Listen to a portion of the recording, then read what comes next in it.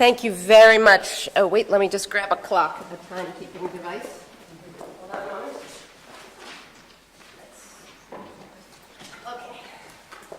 Okay. With apologies for my departure, Jon made it sound like I had somewhere better to be. I was just teaching my students back in New York, so depending on how you look at it, whether that was a better place to be, I don't know. But I apologize to Robert for my brief absence there. So in many ways, I'm going to follow on from both what Robert, I have a feeling, has talked about and probably said better than I am going to do, and pick up very much where Jose left off. And in many sense, I'm literally going to pick up where you left off by talking about the challenges that really give rise to and create the impetus for what I want to discuss, which is uses of technology, in this case, as he alluded to, not only to engage more people and more diverse individuals in constitution crafting, but also in formal processes of lawmaking, regulation, and policy making. So I think, to preview the end and the conclusion, that we're really at this moment in time in which the opportunity and the need for so-called CrowdLaw, of which we have already begun to hear there are many different forms enabled by technology, is really here. We know very much too little than we ought to know about what works and when, but we're also at a moment in time, thanks to the evolution of these platforms, the popularity of these platforms for a variety of reasons that we shall discuss, that we're at a place where we really can begin to experiment in significant ways, both online and off, with trying new things. There have been the pioneers, and you are here in the room.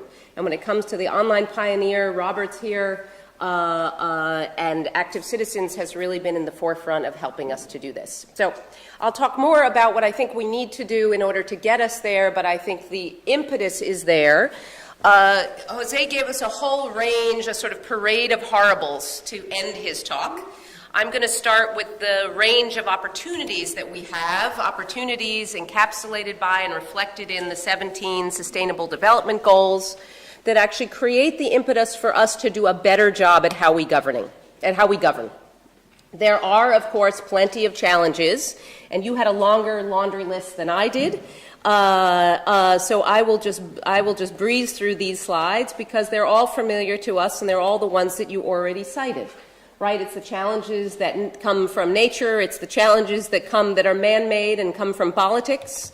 It is the rise of a worldwide demagogues around the world, and a sense that many people have today, perhaps even more intensely than we've had in the past, that democracy really is under threat in some way, that democracy is really under challenge, that it's being eroded not through people with machine guns and tanks and violence, but really from within, using the legal mechanisms of the state to actually erode our democratic culture. And there is some justification, or at least some justification to the sentiment that the demagogues are able to arouse, because people trust in government so little. The processes we have, the institutions we have, I would put to you, I think we would all agree, are in need of experimentation and renovation and renewal, because we've not really been doing it right. We've not been doing it as well as we ought to be doing it, whether it comes to what happens on Election Day and the lead up to Election Day, or what I'm centrally concerned with, which is what happens the day after Election Day, where we're actually trying to make processes of complex policy solve complex problems and make complex decisions. Government just isn't working. I don't know about here in Iceland. I'm sure it works better. This is the classic American picture of the line at motor vehicles. We've kind of fixed this problem a little bit in New York. But the idea of people waiting online to do the simple act of getting a driver's license. For my pain, about a month ago, I took a part-time job, being back in government for my home state. I work for the state of New Jersey. I went in to go launch a massive statewide program of citizen engagement, and what do I find myself doing? I have to redo the website for the motor vehicle department because people can't get a driver's license still in this day and age. This continues to be the problem, which is why people are upset with, and they continue to be dissatisfied with, and increasingly dissatisfied with the performance of government. I used to be in government at the federal level for a little while. And although I was in government, I went into government in 2009. This is a picture of my desktop from 2009, showing my desktop from, of course, we were running Windows 2000. Again, having now spent 10 years off from being in government and gone back in, and I know we have some civil servants in the room, this may resonate, not a lot has changed. Right, servers running we're talking 1972 COBOL-based mainframes where we're worrying about the halon dropping from the ceiling and the fact that the whole government doesn't literally collapse around us. The fact that we can accomplish anything is really quite a miracle. So you add to this, fast forward, the myriad challenges of the kind that you have portrayed and that I've showed in these initial slides, the massive global scale political challenges. And then just the simple fact that we have to legislate about things like new technology that we actually know very little about. If, as you, like me, are trained as a lawyer, thankfully I was trained by Larry Lessig, so I learned something about technology very, very early, but most of my compatriots who went to law school and then went into government really don't have the tools or the capacity to actually deal with the question of what happens when Amazon wants to set up a second headquarters in the United States. States are falling all over themselves to give away the store, not just tax breaks for Amazon, but in the case of some of the candidate cities who have actually said, we will literally give over control of the city to Amazon because we're so eager to have the jobs that it brings.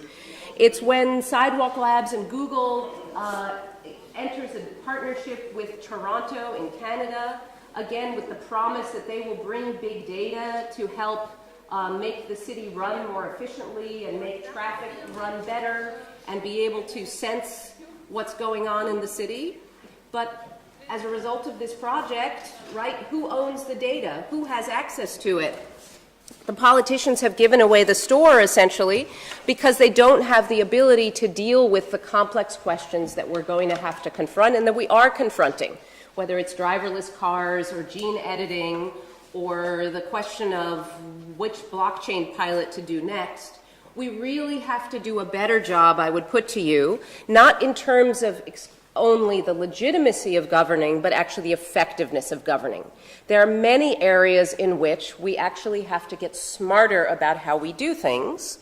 And I would put to you that, that we can do that thanks to many of these new mechanisms that are emerging today that can allow us to regulate and make law in a different way than we've done before. So these are the variables, the kind of factors that Nesta uses to define in the UK, that they use to define what they call anticipatory regulation, namely regulation that's actually going to be proactive, forward-facing, flexible, iterative, inclusive, that's going to be more experimental.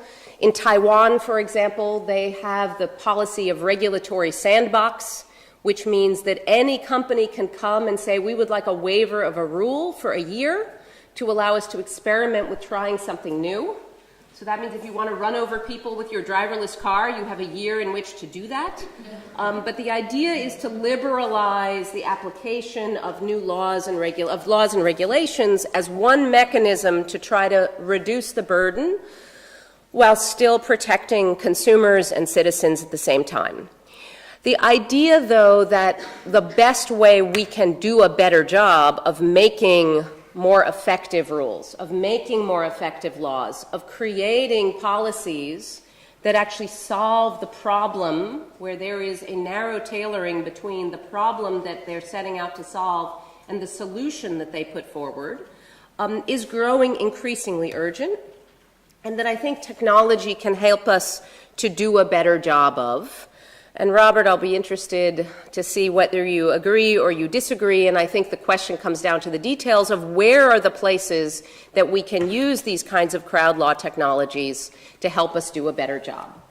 Now, this is a paradigmatic, these technologies really are what I would call the technologies of collective intelligence. And as I already alluded to those in terms of the three things that collective intelligence allow us to do. What did you say? Aggregate knowledge, deliberate as a group, and what was three? Adaptation. And adaptation. Learn. Oh, we can learn, which follows on from deliberation, but we can learn better as a result of doing things as a group augmented by machines. Duolingo is a really classic example. Anyone learning? Does Duolingo have Icelandic, by the way? They have Welsh. So if they have Welsh, they should have Icelandic. I mean, minority spoken language. Why does Duolingo work? Duolingo works. Louis von Ahn created Duolingo out of Carnegie Mellon University. It's since been acquired by Google. But Duolingo works because thousands and thousands of people are using it to learn languages. And as a result, the system, those thousands of people whose knowledge, this is your factor number one, aggregation of knowledge, and three. The aggregation of knowledge allows the machine really to learn how to teach us better how to learn a language. So based on how people learn on the system, as he puts it, they look at whether to teach you and tell you about an adjective before a verb, explain an adjective before explaining what a verb is, and depending on how people learn and respond, they then flip the order about how they teach, in what order they teach adjectives, for example. So it's this human intelligence augmented by machine intelligence that allows us to bring together at scale the wisdom of the crowd with ever more powerful technologies that have the potential to be adapted and applied to the lawmaking, the constitution drafting, the regulatory context, that can allow us again to rethink, I would say, democracy as something quite different from elections that take place once a year, actually quite different even from those constitutional moments and events, to think about governing as a more continuous conversation and allow us really to think about the reinvention of democracy in a way that we have not done for 200 plus years. 200 plus years in which we have a very settled and frankly rather anemic notion of what we call democracy that I think we can actually reinvent, perhaps inspired by, again, some of the models that people are practicing and inspired by what we've seen in ancient times, in medieval times. I assume you talked about your Icelandic parliament example. There you go. The jury example, etc., that give us opportunities for reinvention. So now imagine if we can actually use the technology that we have to actually connect with people. In this case, I'm talking about something slightly different than what some people have discussed, not with people who, on the basis of sortition or random sample alone, but actually connect with people who have certain kinds of expertise and match them to opportunities to participate, to engage, to either take action or to serve, that we actually can think about practices that actually allow us to leverage that collective intelligence. Oops, you had too few slides, I have an extra slide. We have examples for how to do this, right? I don't know if Jim is here yet. I don't see him. I think he's going to be here tomorrow. But obviously the deliberative polling example, both online and offline, has given us some inspiration and hope for using collective intelligence to think about how we make decisions. We've had lots of references today to mini-publics and citizen juries and other examples, again, of sortition-based models that allow people to engage, ordinary people to engage in the process of law and policy making. We have informal one-offs like the European food safety work using crowdsourcing to actually ask people about their opinion on GMO foods after expert-based decision-making, which declared GMOs to be safe, was roundly criticized and rejected and viewed as illegitimate. So we've had examples up until now of either civil society-based kinds of consultation and engagement and deliberation. We've seen some one-off uses in government, like that crowdsourcing example. we begin to see, or this example, which is not about making comments but about taking action. This is riders of the transit system in Mexico City being organized by the Lab of Mexico City to go out and map bus routes and van routes to enable the creation of a, when is my van coming, when is my bus coming app for Mexico City, which didn't exist before. And then it begins to evolve into the kinds of platforms that are actually now not simply civic exercises, but actually connected to what government is doing. So in South Australia, they have a platform called Better Together, which involves a whole suite of things that people can do, ranging from participatory budgeting on the one hand, to actually the creation of deliberative mini-publics, to the making of proposals by self-selected people in a crowdsourcing mode. So it offers different modalities for people to connect with government. In Peñalola in Chile, the Abre project is going one step further to actually connect civil servants to citizens, not unlike in some ways the Ireland example, but actually actively engaging civil servants in a process of deliberation with citizens around solving of local problems. Similarly, projects like Revolución CR in Costa Rica or the Desafíos project in Monterrey, Mexico, where actually citizens and civil servants are engaged, in this case, in formally defining a series of problems and challenges for people to solve, setting the agenda in a collaborative way, deliberating around both the problems and the solutions to those problems, developing solutions, and then actually implementing them. The challenge, though, with this idea, and we've already seen this from just the questions we've had this morning, is that it's actually really hard to do this. So the idea of going beyond civic engagement as a purely civic and voluntaristic exercise into a formal lawmaking context is that, as we've heard, there's a lot of disagreement about how to do this well, and it's really hard to do it well. So I used to work for a brief period for President Obama, and I tried to do something like this by saying, let's actually ask citizens for what our agenda should be. What should be, so we have this in the States, we have this period called the transition between the election and the inauguration of the new president, in which the agenda for the first 100 days of the presidency is typically set. That is typically something that's done behind closed doors and then announced as a big policy announcement. So we said, let's actually ask people what should be our agenda. So of course we asked people, and given the popularity of President Obama, at that point in time, in 2008 and going into 2009, we got 85,000 comments in 1 week. So if you ask what we did with any of that information to improve how we made policy, the answer is nothing.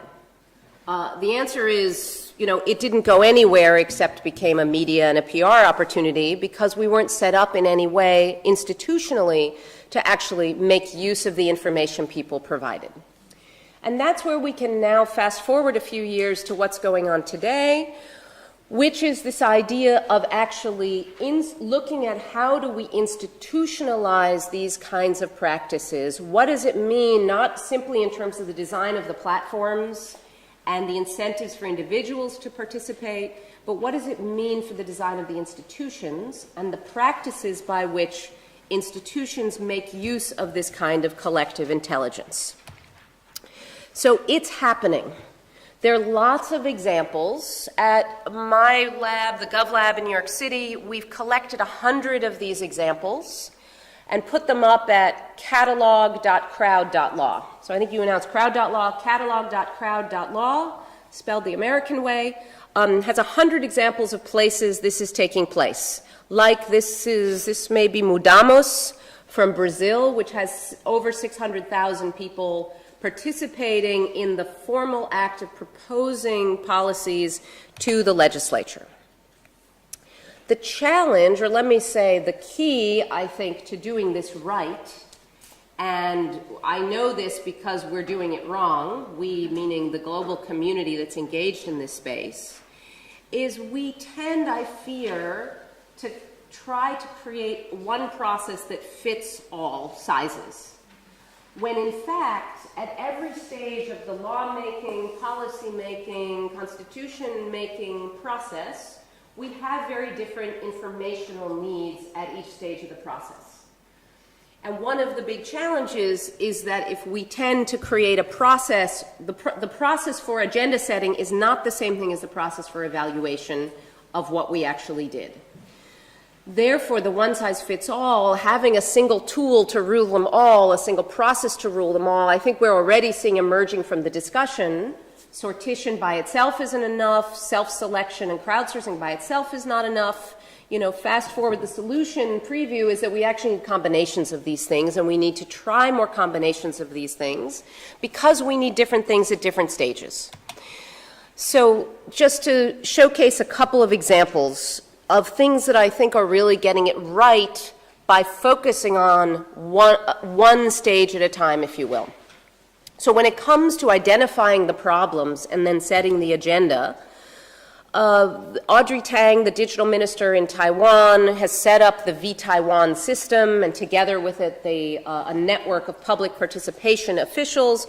But it's a fairly complex process using a number of different platforms, face-to-face and online, but that's squarely focused on getting people to deliberate around the definition of the problem they're trying to solve. I think that explains in part the result. Now, mixed bag, Taiwan has 23 million people. They have 200,000 on this platform. Success, not success, you be the judge. They've crafted 26 pieces of legislation that have come out of this problem identification process. That represents 80% of the projects that this community of people has worked on. Other example, and this one, I don't know too much about the outcomes of this particular project, but I'm quite intrigued by the idea, which is not actually asking people to affirmatively go onto a government website, show up at a government innovation lab, appear at a hotel with good Wi-Fi in Dublin, but it's a sentiment analysis project. This is the Erasmus Deep Linking Youth Project, which is a European Commission project to use sentiment analysis, to use the analysis of social media data, to listen to what teenagers are saying on Twitter, on Facebook, on social media channels, to then gain insight into the problems that people actually face. In this case, problems and perception of the Erasmus exchange program for students. The class I just went to teach, and the reason I had to disappear is because my students are working on the question of can we use sentiment analysis to help the City Council in New York and the City Council in Madrid actually understand better what citizens are thinking about, the challenges they face, identify the problems that people have, better than we can do today without any source of data, and influence setting the agenda only on the basis of what interest groups actually want legislation around. So these are two possible experiments or techniques or projects that actually might give us some ways of focusing on what the problem is. But then we get to the part about actually identifying solutions, developing proposals, solving those problems. I'm not going to repeat what Robert just said for an hour, but I'm going to signal his work and Gunnar's work, Creating Better Reykjavik, as really, I think, a paradigmatic example of that effort to actually develop solutions that can actually work to challenges. And instead of, I won't talk about the local context, which I know less well than you do, but that context was actually adapted and adopted in Estonia and in many other places, as he probably told you. Interestingly, though, in Estonia, what they did, now it was on the one hand a failure because they only did it once. We can debate that. It was a success because the one thing they tried to do, which was to engage in political reform, was successful in that citizens developed 15 concrete proposals, about 4 or 5 of which were then formally adopted into law, and the rest of which were enacted into policy in one way or another. But unlike the system here, they combined an online crowdsourced system with a sortition process, effectively a citizen jury that met face-to-face, and they combined the two processes to generate a whole lot of proposals and then to refine those proposals using a second stage process, again with some success in terms of actually developing workable solutions to a hard problem, not simply voting yes or no or up or down on a particular topic. There's examples, though, of actually engaging collective intelligence, not in identifying the problem or the solution, but actually in drafting the law itself. So they've done it in Brazil, they've done it in France, they've done it in a number of places that have already been alluded to in terms of actually looking at the language of constitutions, but actually getting people to write the draft together. The thing we might imagine is the hardest for people to do. If they're not lawyers, they don't know the jargon, they don't know the rules. How do you actually get people to participate? But in fact, the success here has been both about articulating legislation in plain language in which everyone can understand it, on the one hand, and on the other hand, educating people about the process through the act of actually drafting. Doesn't always work very well. Our friend Tarek Neshnash at Legislation Lab, who runs projects like this in places like Morocco, has said when they tried to draft the criminal law using collective intelligence and citizen engagement, of course they set it up in the wrong way, and all they did was getting people scream at them. So it was nothing but complaints and people yelling at one another. And it didn't help that the existing criminal statute was something like, 400 pages of legislation that people were then expected to edit. So it wasn't a very well-designed process, but the idea that you could craft it in such a way, as, for example, Larry's colleagues up at Harvard did last week when they took the new German draft law on artificial intelligence, put it up on Hypothesis, an annotation platform, and then if expert-sourced reached out to people who then reached out to people who reached out to people to get very substantive drafting comments on actually redeveloping that policy. Implementation looks in many ways like a replication of some of the other stages, but this is the point at which we actually have to go from principles to practice. And that's where groups like MindLab, for example, have done a very good job over the last 16 years, or had done a very good job over the last 16 years, of developing human-centered practices for actually engaging communities of users in crafting the implementation rules for turning statutes into regulations. So when there's a new law that will affect farmers, they then have the methods, or have had the methods, for engaging with farmers and asking them, how do we craft these laws in a way that will actually work for you? So it's a different process than either sortition or crowdsourcing. It's a human-centered design practice, but it's become, I would say, at some level so successful for the Danish government that MindLab has put themselves out of business. They were disbanded this year. I think for two reasons, one good and one bad. The good one is everybody now understands you have to do this, and you no longer need one agency to tell you to do human-centered design. The bad news for them was they failed to do enough of it digitally and online and using new technology, and so they were disbanded in favor of the creation of a new digital innovation agency that will actually combine the use of big data and new technologies to do this in a more effective way. And finally, the most neglected stage, I think, of law, policy, constitution making, formal policy making processes. We tend to enact the policy and we stop there. We tick the box and we declare victory, and it's a very long time before we ever know whether anything actually works. So we don't have a lot of good examples in the formal legislative context, but there are lots of examples of social auditing in the spending context, if I may put it that way. Like the TransGov platform started in 2014 in Ghana, has about 600,000 people on it monitoring how government spends money to look at, when they say a bridge has been built, is it actually a bridge built to nowhere, or does it really exist, to actually create some accountability in terms of government action. Chile has been doing this in an offline way rather than an online way, using its Evaluación de la Ley focus grouping, where they get people to sit down and they have a person within the legislature whose job it is to act as a facilitator for these focus groups, to understand how are laws impacting people after the fact.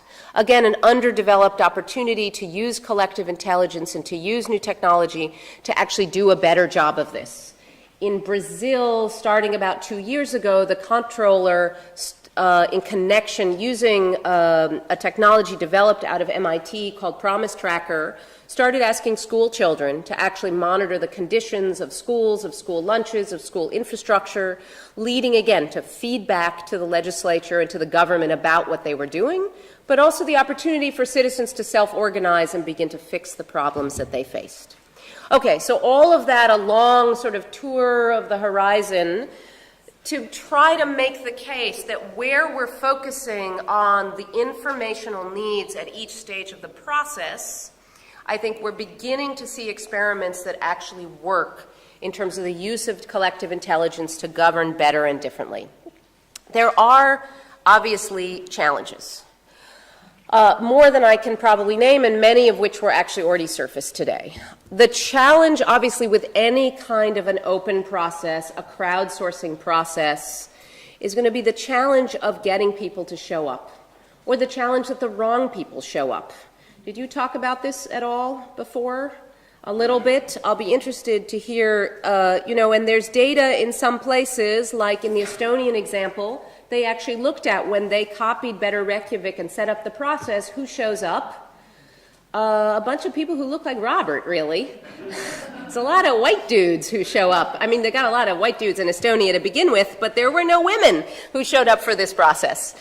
They were all educated men of a certain age who showed up for the process, which is why the sortition combined with the self-selection actually worked in some ways in terms of building legitimacy. But when we want to actually get more people to engage and not just base our decisions on that of 12 or 24 or 400 people, or don't have the money to pay for a deliberative poll, the question is, how do we actually get people to show up and who will show up? Then we also have, I think, the challenges that are also yet to come, right? You're starting to use artificial intelligence in the work that you're doing. Taiwan uses artificial intelligence in the polis system in order to organize groups of people more efficiently. It has a lot of great promise, as we know. AI can allow us to do a lot of things in terms of identifying patterns. It also has a lot of pernicious side effects, if you will. So this is the story, of course, about the AI algorithm. That the slide is cut off a little bit here, but it basically is the story about the research. Again, different Stanford professors. These are some Stanford professors. This is the Stanford professor who actually developed the algorithm to basically detect from a photo whether someone is gay or not.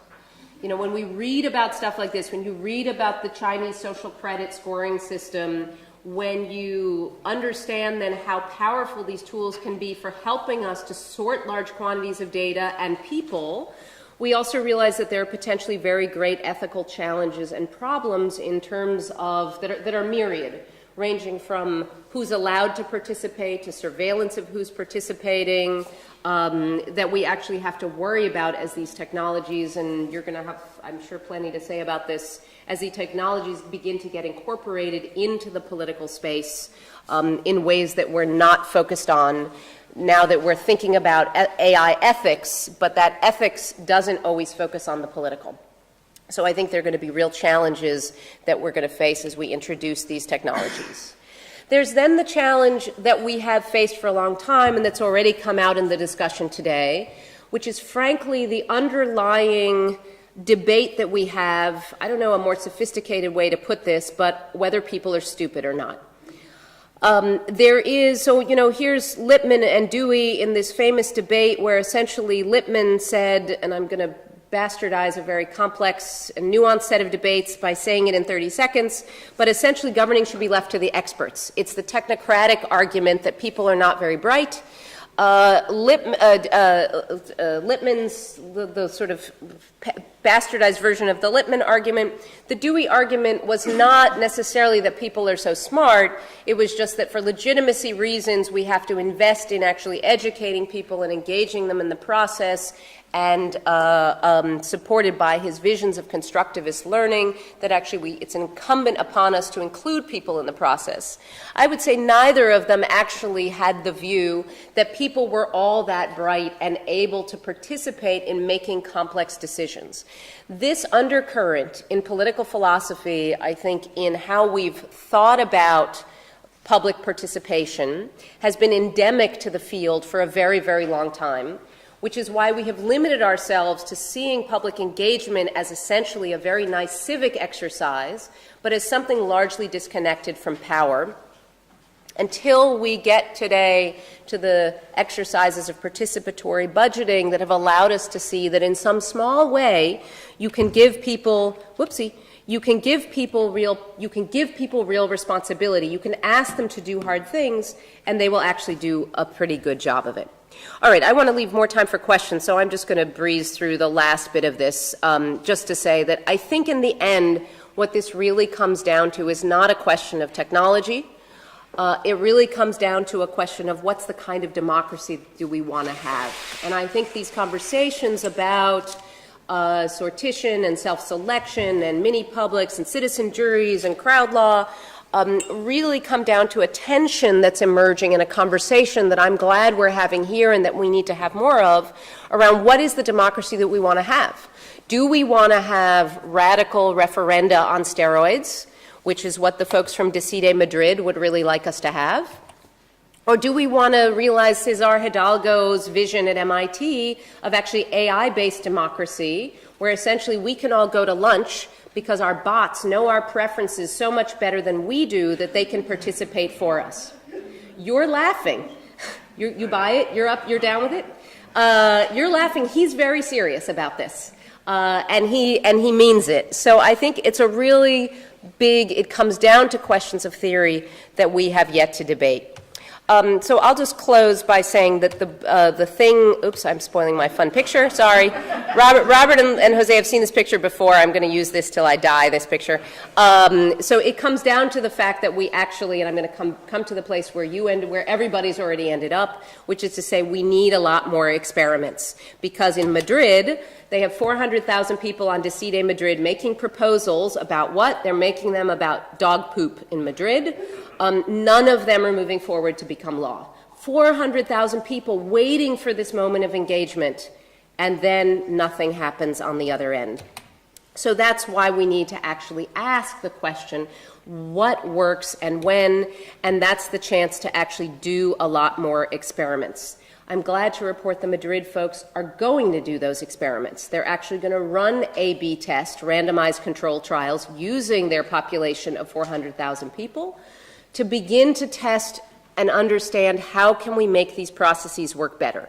Make them work better for the individuals participating, but I think above all make them work better for the institutions and for the practices of democracy we want to invigorate. With that, let me just say that a handout went around. A handout drafted. I'm going to, by Robert, by Jose, anybody else here from the group? So there were 22 of us who got together a few months ago to actually talk about this idea of collective intelligence in lawmaking. We put together this set of principles, declared it a manifesto, and I'm pleased to report that since we launched it on the International Day of Democracy on September 15th, we now have something on the order of 70 organizations and 170 people who've signed it just in the last 10 days. I can also report that as a result of the signing, just to the two of you, with everybody else listening, as a result of the manifesto going out, today there's a hearing in the New York City Council to introduce CrowdLaw into charter reform for New York City, because a city council member read it, signed it, and said, this is how we got to make law. We got to do this stuff that they're doing in Taiwan. And so the hearing is this afternoon, and the manifesto will be read into the record. Probably absolutely nothing will happen, but it feels really good. Okay, let me try.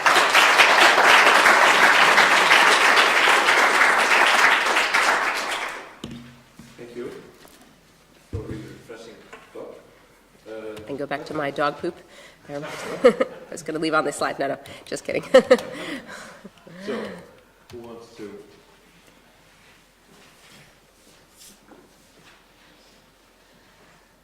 Well, thank you very much. After so much interesting issues, it would be really, I think, interesting to hear from you what you do think, what kind of democracy we need.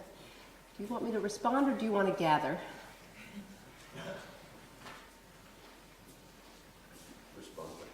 respond. There's a danger. This one could go on. This one could go on a long time.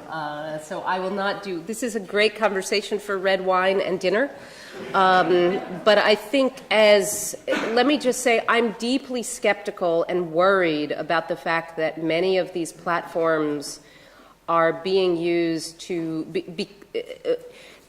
there's very understandable reasons why, and this is in particular cultures, there's a deep desire to move to more radical, more direct democracy.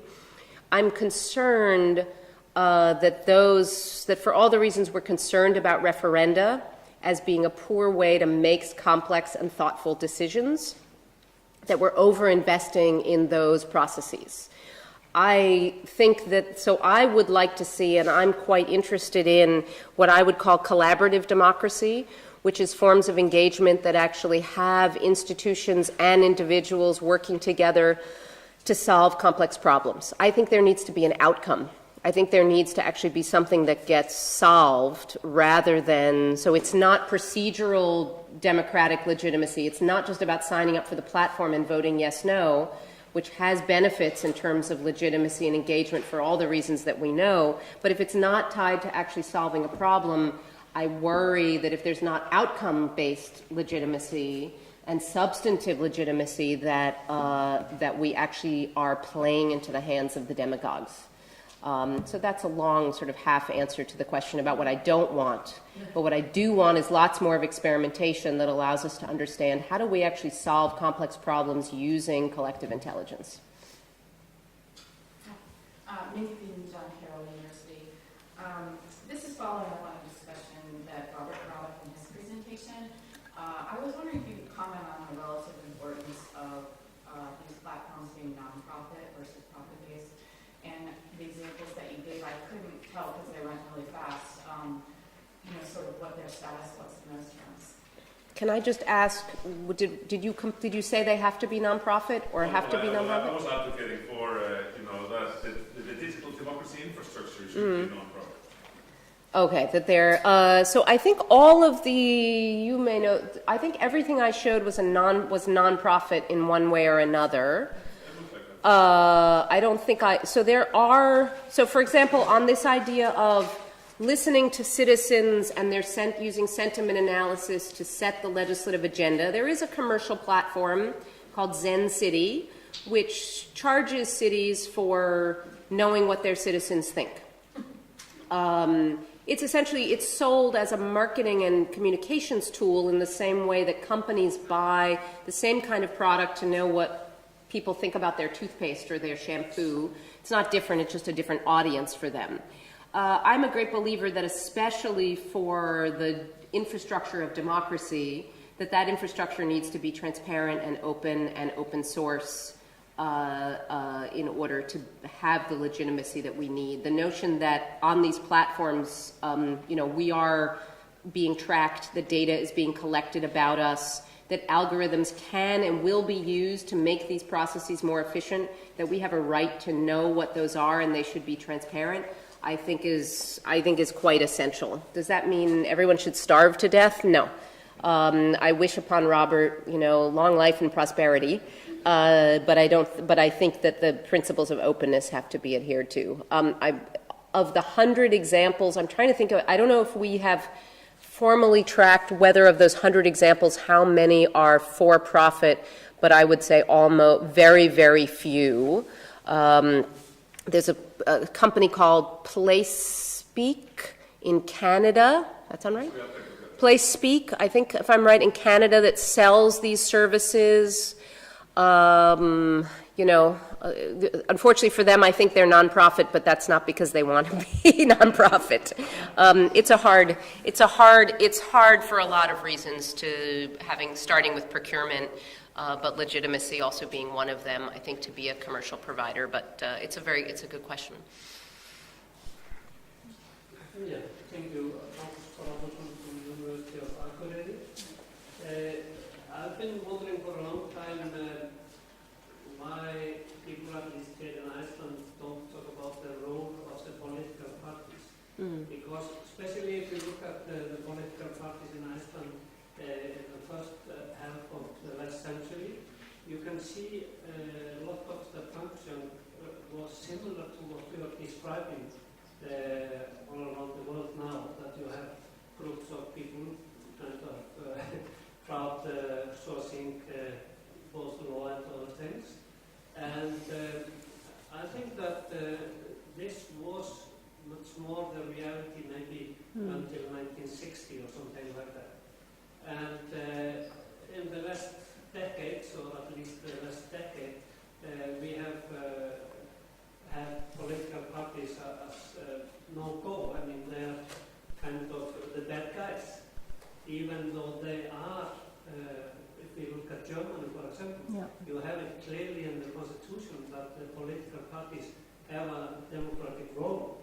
So I kind of miss that we are not involving them as institutions as a possibility of developing the technical part and asking why are they not a little bit more open. So in fact, a lot of the development of these platforms and processes have come out of the political space. So you've had upstart opposition political parties like Podemos in Spain, the Five Star Movement in Italy, the Pirate Party here and in Germany, the new the Danish political party called Open? Sorry? There's a new Danish political party that's... Alternative, that's right. I knew it was a one-word political party name, who have been pioneers in using tools to galvanize and organize party membership, who've seen their role as being information and conversation brokers. Podemos started a fantastic project which didn't take off, called Banco de Talentos. I don't think it's taken off. That was about organizing the skills and expertise of its members to create a talent bank. It's been very difficult to make the transition from what worked very well in campaigning to using it in governing. So we've seen that for Podemos after they've taken power in Barcelona and Madrid. They've had a lot of difficulty actually transitioning to using these tools in the same way. The Rousseau platform that the Five Star Movement became famous for in Italy is now, I think, regarded by most thoughtful observers as a sham in terms of how they're using it now that they're in power.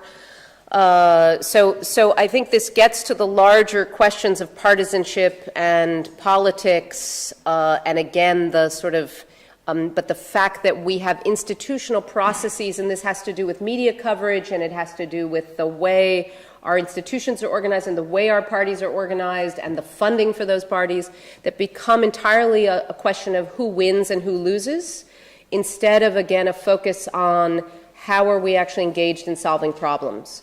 So I'm very excited about the work that Eric Johnston and his colleagues are doing at Arizona State, where they have a room called the Decision Theater. They have one in Arizona. They have one in Washington, D.C. But essentially, it is a 360-degree set of screens, and they bring in politicians and get them to focus on looking at data in an effort to get people to focus on solving a common problem. And so just the transition, the goal is just by using digital artifacts, using physical objects, in fact, to get people's mindset to shift from one of I win and you lose and who's win, to shift from that of winning to that of problem solving. And I think there's a lot that we have to do to enable us to move towards that place. One last thing on this, because I think it's a key point, that since the 80s and a shift towards, at least in the States, a kind of a very concerted effort on the part of conservative political parties to try to dismantle the problem-solving apparatus of government. So we got rid of the Office of Technology Assessment. We got rid of a large number of our analysts in the political classes because we don't want to identify problems. If we identify problems, we have to solve them. And if we have to solve them, that means a bigger government. And for a lot of people, that's not what they want. So you combine that with deep-seated political partisanship, and I think we've lost our way in terms of the information brokering and conversational problem-solving role that, yes, political parties could fulfill. My name is Beth Noveck. I'm actually director of the Icelandic Pirate Party.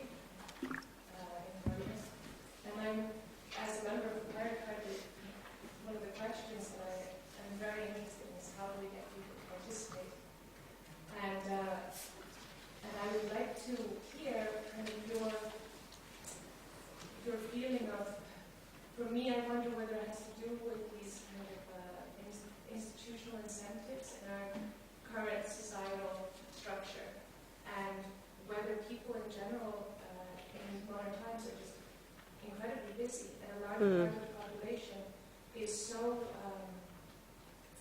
are just struggling to make ends meet also, which is just makes them less capable of maybe participating in our democracy. And I wonder, like, how important this is that we look at this side, this aspect of things, to help people to participate. But we need to buy them some more time. People work less, maybe less focus on this consumption and production model that we have in our current society, and also how important it is to bring this democracy into our school system, into our education system, so that from an early age kids get used to the idea that they actually have a voice, and that their voice gets things done, and matters, and it's listened to, which I feel is highly lacking in our modern education system. Yes. Yeah, yes, and yes, and yes. I think you've pointed to the fact that there are myriad causes and therefore have to be many solutions to this problem. I will just add to it, beyond the idea of actually bringing this into, the sort of move toward problem-based and challenge-based learning, the maker movement that's getting kids, expecting to be able to make and control their own destiny, that the idea of democratizing how they learn, their control over their own education, actual engagement in civic issues, that this has to start much, much, much, much earlier. All the reasons that you talked about. The one thing I will just add is that I think it reinforces for me the argument that we need different ways of participating, that it's sort of like a funnel. I'm not sure I can draw this. So we need to have opportunities at the front end to identify and spot problems that engage a large number of people who have local situational awareness in doing very, very small things.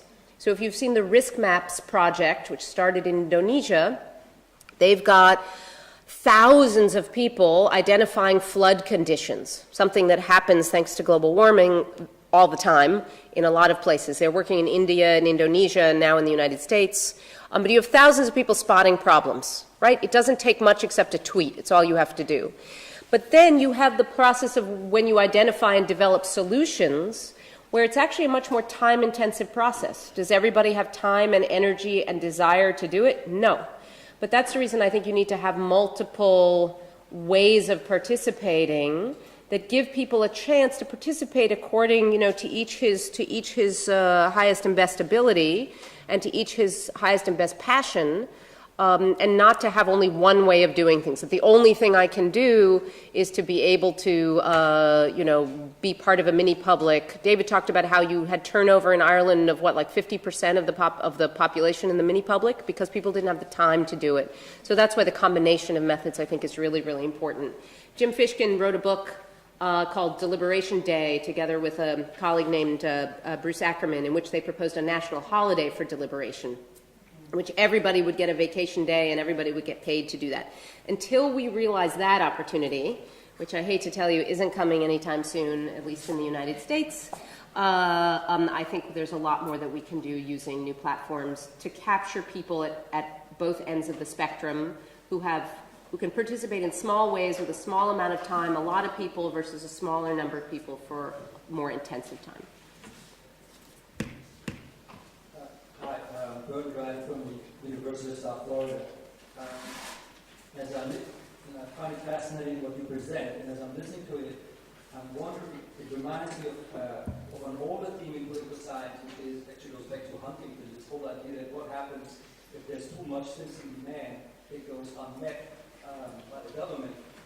And in this old analysis, and this is the kind of recipe for frustration, and I think the example from the Brits seems to indicate that. So I'm wondering what you think about that. What if you have a system where there's so much citizen demand that means the government is unable to respond to what it will need to? And to me that relates to what it means to be a citizen these days. And I think we already have a sense of citizens voting demands, wishes, preferences, as if there were entitlements and a strong focus on rights, without really rethinking of what it also means for me as someone who needs to chip in and maybe also participate actively, not just voicing what I want. So I want to think about that. So couldn't agree more. Which is why again there are which is why, again, having multiple modalities, I think, is really important. The education piece is really important, and making just participation a more regular practice helps, I think, to cultivate that quality of active citizenship that I think you're talking about. My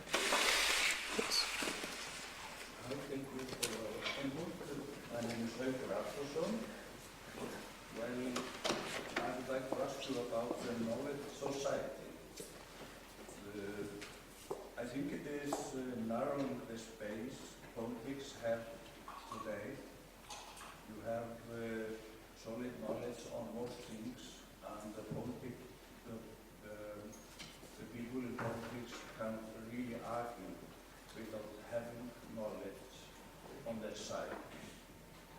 So I'd like to ask you, well, almost half of the young people in Western countries are in universities.